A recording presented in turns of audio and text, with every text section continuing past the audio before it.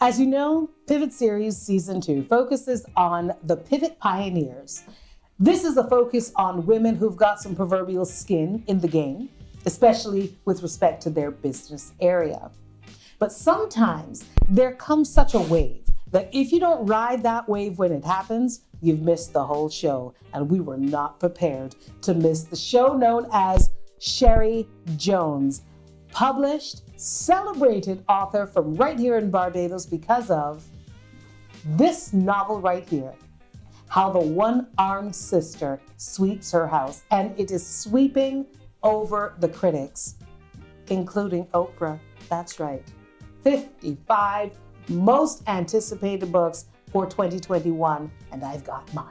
Okay, not only that, we've got Cherie Jones. How are you, Cherie? Hi, Janelle. I am fine. How are you doing? Wonderful, and I am so excited to meet and chat with you today. It's a real pleasure to be here. I'm really happy to be here, so thanks for asking me. Oh, absolutely. I was like, we have a chance to what? Let's do that, shall we? So first of all, congratulations on the publishing of the book, but also recently, according to my notes, you've been nominated for the Women's Prize for Fiction. Yeah. Congratulations. Thank you. Thank you. I am absolutely thrilled about that. The book has been longlisted. There are 16 novels longlisted for the Women's Prize for Fiction in the UK. That is a huge deal. I mean, former winners include Chimamanda Ngozi Adichie, Margaret Atwood, Bernadine Evarista. I mean, some names that are on our bookshelves, and now Cherie Jones, also on our book list. And this is phenomenal. It's been the most thrilling ride since this book has been published. So it's just one of those things that's happened in the journey that I'm so grateful for. Well, let's talk about this journey, because I don't know how many people know this, but you're a corporate lawyer. So I was really trying to rationalize, okay, well, they have to write something at some point during the day, but a novel? How on earth did you become a novelist? Right. So I've been writing for as long as I can remember. From the time I was able to write, I was writing. And that's just something that stayed with me through my entire life up to this point. When I finished A-levels and decided, and English literature, of course, was one of my subjects at A-level. I don't think I understood that writing was a possibility as a career, as a full-time job after school. And at that point in time, that's kind of where good art students were guided. I was also president of the Debating Society at Queen's College. And, I had my career counseling and figured that that was a good option for me.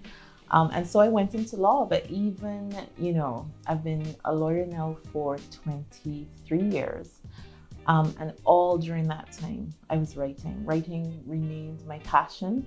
And I continued to pursue it probably just as hard or harder than my legal career. So, yes. But how do you stay inspired to keep on writing when you had not really given thought to, oh, you mean I could write and eat? This is nice. Well, the thing about it was, for me, writing is a compulsion. It's almost like there was no point at which I decided to become a writer. I just am a writer. I write compulsively. There's always a story in my head. So there was never a moment when I kind of decided, okay, I'm going to be a writer now. As far as I was concerned, I was always a writer. And I'll continue to be a writer until I die. Whether I was a published novelist is another story. So it wasn't a matter of remaining inspired. It was a matter of ensuring that I gave my passion that time and that place in my life, quite apart from my day job, quite apart from the other things that I'm involved in. I just made sure that I gave writing the time that it needed. Kind of like how somebody on a fitness journey makes sure that, 30 minutes a day, gotta get in that workout. Exactly. Yeah. Exactly. So you have to get in that writing flex. Yes. So that may be as simple as, going off on my lunch hour, sitting down, in the car park at Massey and scribbling in my notebook while I eat a sandwich.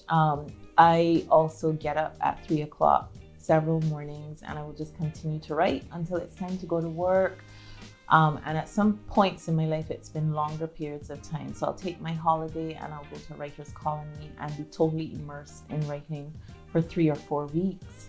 And then there have been longer periods. I've gone to do a master's in writing and taken a year off work to do that. Okay, now let's stop there. Yes. First of all, a writer's colony. Yes. What does that look like? A writer's colony is essentially a supportive environment for writers.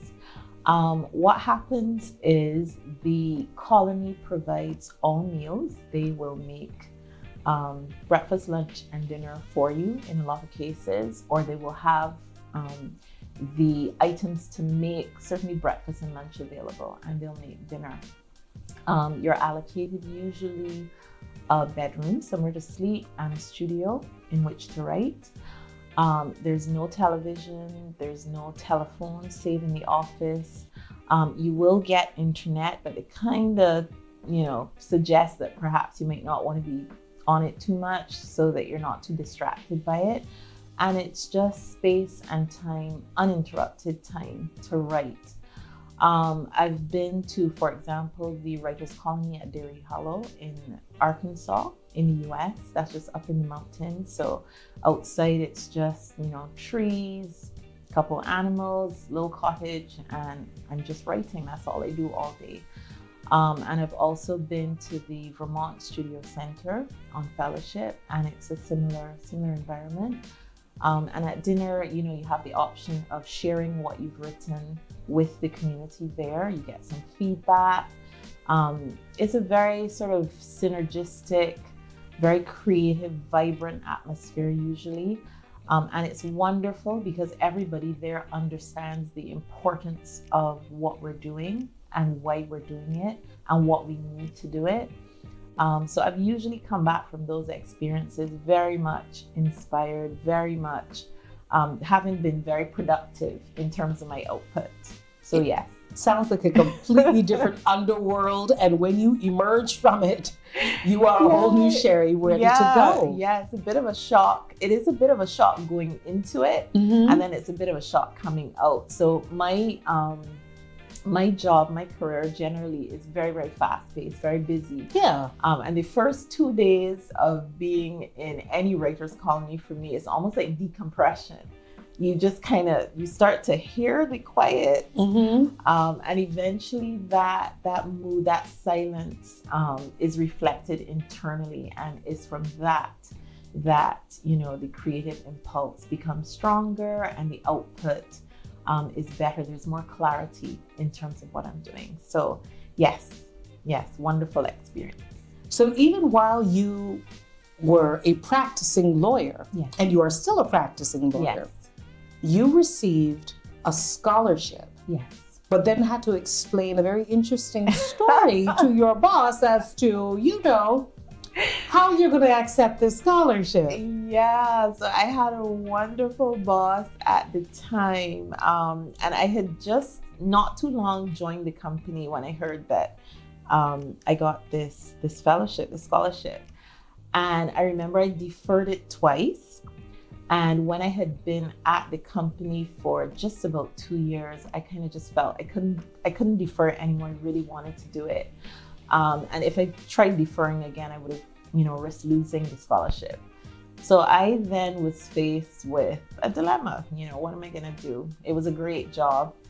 And finally decided, what? I really want to do this thing. This is my writing. And I just typed up my resignation and went into my boss's office and said, here what? I got this scholarship. This is like a really big opportunity for me. I'm really passionate about my writing. I'm going to go do this. And he said to me, well, Cherie, hang on. If you need a little time and space to write, that's something we can work on. We can accommodate that. And he was such a wonderful, wonderful, wonderful man. Very, very decent man, wonderful man. And he pretty much said, if you want to take the time off and go and pursue this thing, you can come back and work during holidays. I can't give you pay because it's not related to what you're doing. But if you come back to work during holidays, we'll pay you as normal. And when you're finished your job, we'll be here. It will be up to you to decide whether you want to continue or not. You know, and I'm always so thankful to him. So that's how I was able to pursue my ME. And I would work back at work at home during holidays, and I completed that with a distinction. And part of it was because of the support that I had from my employer at the time. So I wish more employers would be like that, but that was a real gift to me. So yeah. That I feel settled, and I wasn't even doing it. I felt calm all of a sudden, knowing that I had this backative, as younger people tend to say. Wonderful employer at the time. So that's how that happened for me. I didn't have to resign. They offered me leave without pay for the year, and I went ahead and did my master's. Yeah. Now, she's making this all sound very easy, but at this time, she also had 2 children in tow. So they also had to go and do this master's. You had 3 at the time. Wow. Yeah. Mm-hmm. So you're balancing motherhood. Mm-hmm. You're balancing studies, which she got at distinction. Yeah. Don't forget that. And obviously, these children are going to want to eat and live somewhere. So you're going to have to work a lot of odd jobs. Yes. Who is ready for that life, Cherie? Who prepared you for that life? Nobody, least of all me. So, you know, in that particular situation, because I had the option of coming back to work during the holidays, it was a lot easier than it might have been at other points in time. So there have been times where I've left a job locally and gone overseas to live, and been pursuing my writing and done lots of odd jobs, you know, worked in retail, worked in a charity, worked, at one point my sister and I had a stall in Camden Market in the UK, North London.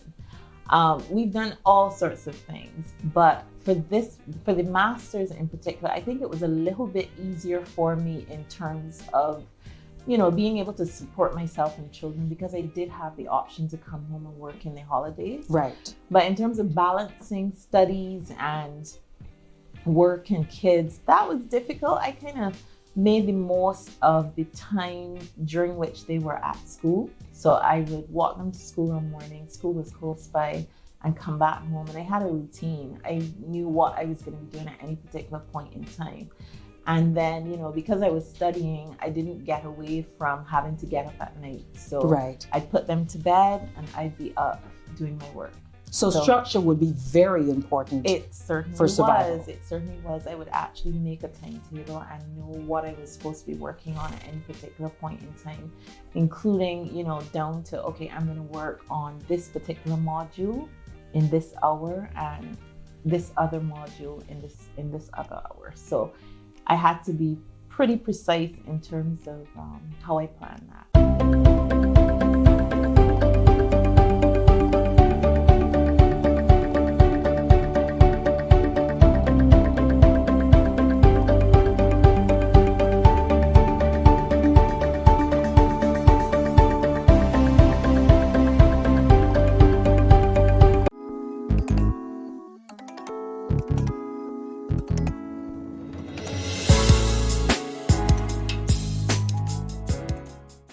Now, Cherie, what you've described so far almost sounds surreal for the average person. But then again, you didn't do the average thing. Mm-hmm. But there came a point at which you told yourself, it is time to pivot and move this thing into the next gear. Mm-hmm. Tell me what that conversation sounded like in your head. Yeah, so I think when I decided that I was going to pursue publishing was probably about the time that I entered Cave Hill. So to tell you what type of journey this has been for me, this is a journey 20-something years in the making as it relates to publishing. And there were some successes along the way, but perhaps not of this magnitude, not at this level. So I remember going into UE, Faculty of Law at Cave Hill, and joining the Creative Writing Society. And, you know, that just opened a whole world for me. Suddenly I was aware that there were people who wrote for a living. There were other people locally who were interested in developing their craft, and perhaps finding an international audience for it. And I think once that sort of came into my awareness, it became something that I wanted. And I started making the effort, first of all, to research and find out, you know, what does that entail? Yeah. How do I get my work to an international audience? What's publishing about? And it was also about focusing on developing my craft as much as I could. So I think that's when I would have first decided, okay, publication is something that I definitely want to pursue at that level. Now there were a few victories along the way. I entered competitions. I had stuff published locally in the Advocate newspaper. I think the editor was Judy Sandiford, I think, or Sanford at the time. And she would take my stories and give me $50. And not a bad deal for a student at Cave Hill. Exactly. So that was, I thought, okay, $50, that covered some of my expenses for the week. And it would come out in the Sunday newspaper and I would just run to read it. So there was that kind of joy that somebody else got what I wrote. It was less about the $50 and more about, okay, she got it and it's worthy. There was that validation in terms of what I had written. I think that's a great word to attach to that validation. Yes. That not only did somebody publish it, but there was a monetary reward for your work. Yes. That kind of starts to feed something. Yeah, because I think prior to that time, I didn't see it as work. It was such an intrinsic part of me, of who I am as a person. We tend to undervalue those things. When something comes to us naturally, we kind of tend to undervalue it. You almost feel guilty charging someone for because it. It's a passion. This is something I enjoy. I poured a glass of water. Yeah, no, darling. You're a bartender. But I had to learn that is really probably the contribution that you're meant to make to the world, and that's the way it comes naturally. But you should be remunerated for it. So that happened, and then I started to pursue publication on a larger scale. So I started researching agents, literary agents, because my understanding of the process was that was the first thing I needed. I needed a literary agent. So then when I read a little bit more about that process, then it was okay, so you need to submit a query letter. And with that query letter, you need to submit a partial, which is just part of the work that you that you're asking them to consider for publication or representation. And then after that, if they like it, they'll send you a request for a full, which is the full manuscript. And then if they like that, then there's an offer of representation. And when you get to that offer of representation, that's still like rung one on the ladder. Oh, wait, we're still at round one? You've done all of that, you're still at rung one. Because now you have, and it is a victory, but now there are stories of writers who've managed to get representation. And then the agent is unable to sell what it is that they've written. And sometimes the agency relationship comes to an end because they're not able to represent you in getting published. Right. So, I researched all of that, and there was quite a lot of trial and error. I can think of one story where I went through the process, I did the research, and I queried an agent. And one of the things that you always read about is that it takes so many queries before somebody will respond to your partial and say, yes, I want to see the full. Okay. And, there were all these stories about these famous, wonderful writers who could paper like entire walls with the rejection slips that they got from agents who weren't interested. So for this particular manuscript I'm thinking about of short stories, I queried 3 agents, and I thought, well, let me get a leg up on this process. Manuscript isn't done, but let me start querying, because people say that this takes years. By the time I get Right. to 500 rejections, I'll have finished We'll be for good. sure. Yes. One of the first 3 agents I queried asked me for a full manuscript. So I sent the query letter with the partial, which was a couple stories. And she said to me, I'd like to see the full manuscript. And I just went into full-scale panic. I'm panicked for you. Because of course, at that point, I did not have a full manuscript that was ready. So a couple things happened as a result of that. First of all, I got a real serious case of writer's block. All thoughts of actually trying to finish the manuscript in order to be able to send something to her in a reasonable time frame went through the window. I couldn't write. I spent most of my time trying to research whether this agent was legitimate or not.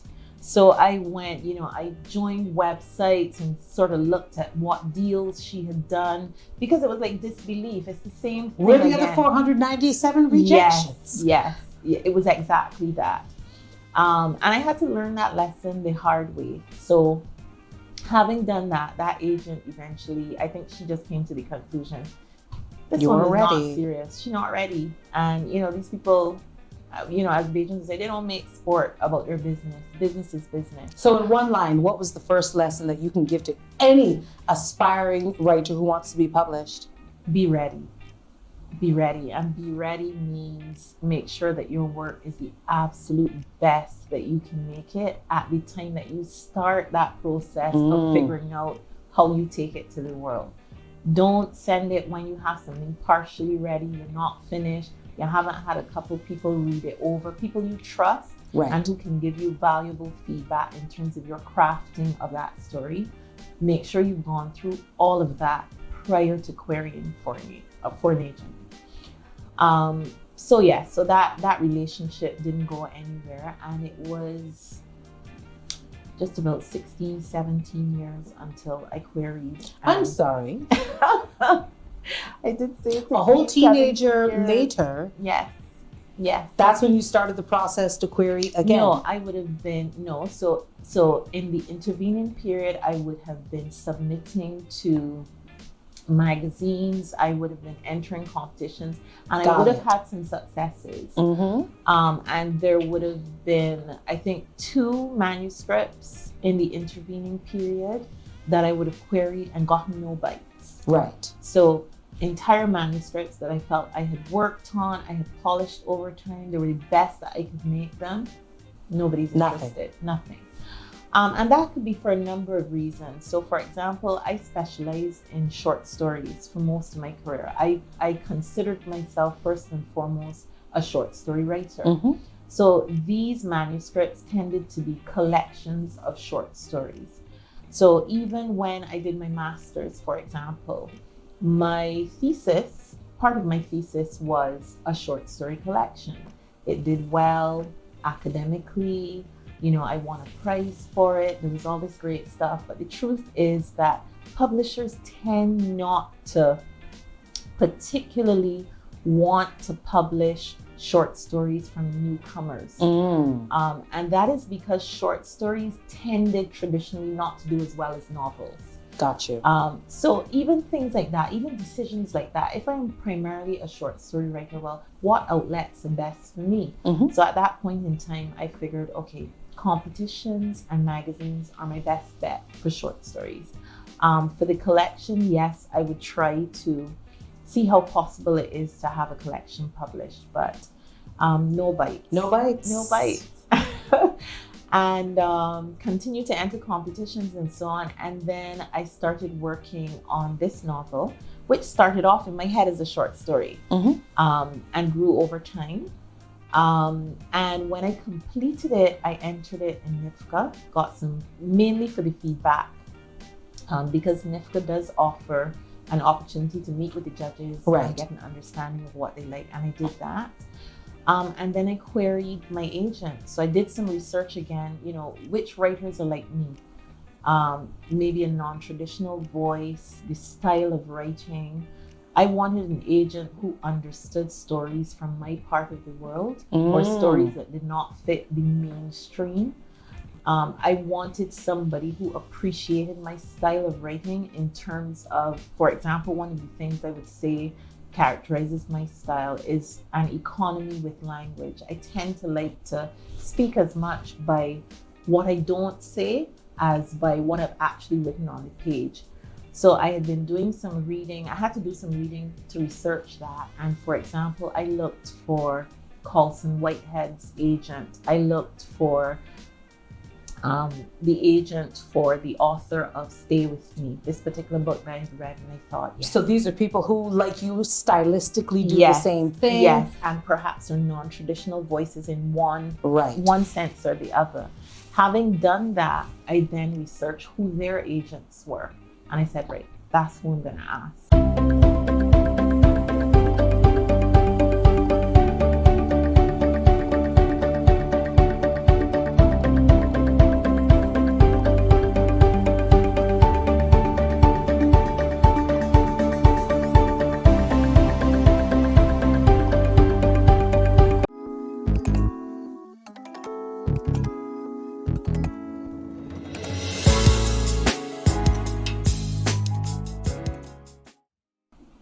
So we are now officially at the business of getting this book to market, onto shelves, into hands, into homes, and I'm sure you have high hopes for where this might go. So it's time now to talk to the agent to see what the plan is going to be. What would an agent do? Right. So an agent is going to assess the quality of the manuscript. So even after she accepted me for representation, she did make some observations about certain aspects of the story that she thought needed work. So they'll make an assessment of the quality, and then they'll make an assessment about the market. So she then is thinking, who is the best publisher to bring this story into the world? Who's going to understand Cherie's viewpoint, her voice? Who's going to understand who would be interested in buying that novel and be able to pitch and present to that market? And that's exactly what she did. So I would have made the changes to the manuscript that she requested. And then she actually sent out on submission to a number of publishing houses. And she did that, I'll never forget. She did that, I think, on a Thursday. And by the following Monday, she called me at work and asked me if I was sitting down. And said, famous first words to anything dramatic, you're sitting down. Yeah, she's like, are you sitting down? And I said, yes. She said, but no, are you really? And I said, well, yes, I'm sitting down. She said, well, these are the offers that I have. And, I have this particular offer and it's a preempt, which means that there's no more discussion with anybody else. So once you have a preemptive offer and you're minded to take that, that's it. You don't entertain any other submissions from any other publishers. And then she also guides through that process, because she's saying, well, one of the things she said to me that Monday was, okay, we have an offer from X publisher, which is higher than the offer that we have from publisher Y. But I think in terms of your voice and in terms of the market and their plans for this novel, because the publishers do submit, in some cases, a letter saying, this is how we're going to take this to market. Right. This is how we see this working for us. She felt that publisher Y, although their offer was smaller, it was better for the book and better for me, and that it would probably have more mileage in the long run. And so we went with the slightly smaller offer, but we felt that was a better bet for us. Right. So an agent really guides you through that process from that point on. I think it's important to note also that the agent has those relationships. So the agent knows which editors at which publishing house will be interested in work of this type. I think a mistake that some writers might make is thinking that they can get a foot in the door at one of the big legacy publishers on their own merit. No, they won't talk to you. They just don't generally. So you need a literary agent to get in the door if you're looking at legacy publishing. And then you need an agent who understands your work and understands where you want this manuscript to go, shares that vision, and is able to guide you through the process. So illustrate for Pivot what that decision ultimately meant for the book. How did we see the manifestation of that decision? I think, for example, in terms of the marketing. So for Tinder Press, who would be my publisher in the UK, for example, they had a very, very specific marketing plan for this book, marketing and promotional plan. And they would have been the publishers for Andrea Levy, for example, who wrote Small Island. Mm-hmm. So they already have an idea of work from this part of the world, and perhaps how best to navigate with that. But I would say, some of the ways that played out would be, for example, in terms of their choice of outlets. So, for example, they would have targeted Waterstones and with a specific pitch. So they would have been able to say, they've been promoting the book as, part Marlon James, part Zadie Smith. Mm-hmm. And being able to promote it in a way that people who may not necessarily be familiar with this part of the world could understand and appreciate. So it was, you've always wanted to visit Barbados, the picture perfect paradise. Here is some of the other side of it. That's part of what they would have done. But they would have done things like they started small and approached a lot of bookstagram, what we call bookstagrammers. So these would be bookstagrammers. That's the thing. Bookstagrammers. Book reviewers on Instagram. Yeah. And had them review the book, had the buzz start to build, and then try to get into larger outlets. So then we would have managed to get, for example, a review in the Sunday Times, the Irish Times, because there was already that buzz, there was that build. So you're in the spaces that they want you to be in. Yes. Okay. And that was very deliberate and very targeted, but they had to approach it in a certain way. Because I'm not sure if they just went to the Sunday Times and said, okay, look, here's a novel. Yeah. Have a look. But they were able to build on that, both in terms of how they presented the book and being able to say, well, look, this is the buzz that we've gotten back so far about this, but you might want to have a look at this. Well, let's talk about some of the incredible spaces you ended up in. Yes. Oprah told us yes. that this is one of 55, not 155, not 555, 55 books that we need to read in 2021. Yes. This book. We saw you on Good Morning America. Yes. We saw you with Miss Gayle King. I read about you on NPR. You keep turning up in spaces that I wouldn't normally see a Barbadian author. Yeah. That's what I found most fascinating. Like, what kind of business plan was this and where could we get one? That I have to, the team that has been supporting me, both in terms of my agent and in terms of at the publishing house, my editor, the PR person, the publicist who works in-house at the publisher.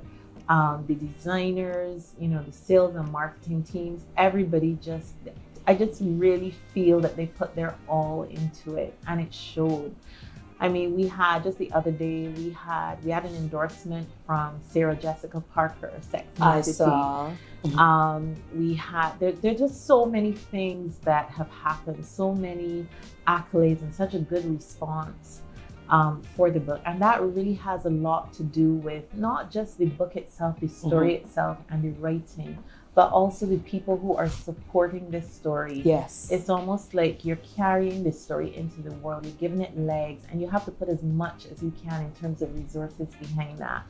So I'm really grateful for my publisher in that regard, and for all the people who've been working with me in taking Lala's story to the world, because they've been doing a hell of a job. And we can't wait for you to meet Lala, because There's a story.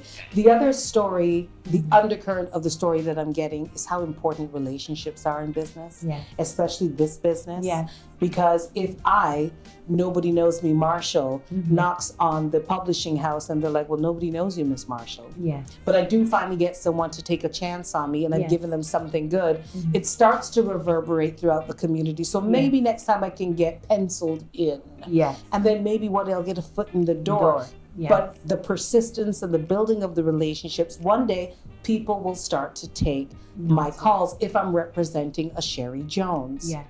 So the relationship part is not really lost important on me. It's very important. And that starts, it starts even before the agent with your kind of writing community, the people who read for you and give you critical feedback. That's important. But in terms of the agent, I think that relationship is critically important if you want to get any further, So it was so important to both my agent and to me that, after she agreed to represent me, I flew up to meet her. And we went out to lunch and we had discussions and we talked about how we work. So there was that sort of getting to know you, because that's really, really important. And, I think she knows me quite well now, so that even in some areas where I might not be.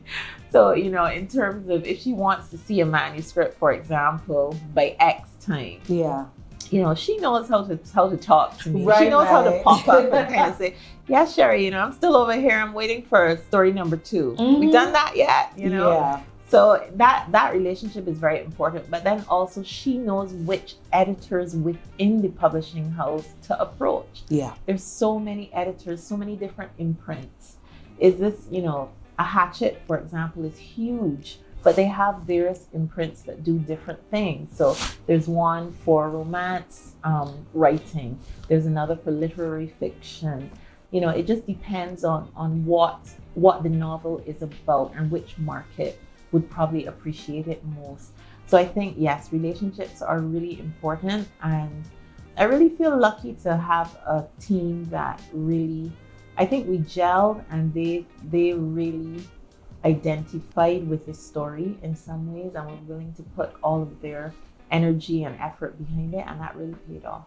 Cherie Jones, you've been absolutely amazing. Thank you so very much for taking time to sit with us here on the Pivot series. And by the time this airs, the book should be available in Barbados as well. But right now, you can still get it on Amazon. It's available at Barnes & Noble's, Indigo, all of your favorite outlets. You're there anyway. Add to cart, people. Add to cart, and make sure that Cherie Jones becomes a part of your reading tapestry and a part of our local bookshelves, indeed. And until the next episode of The Pivot Pioneers, I'm Gaynell Marshall.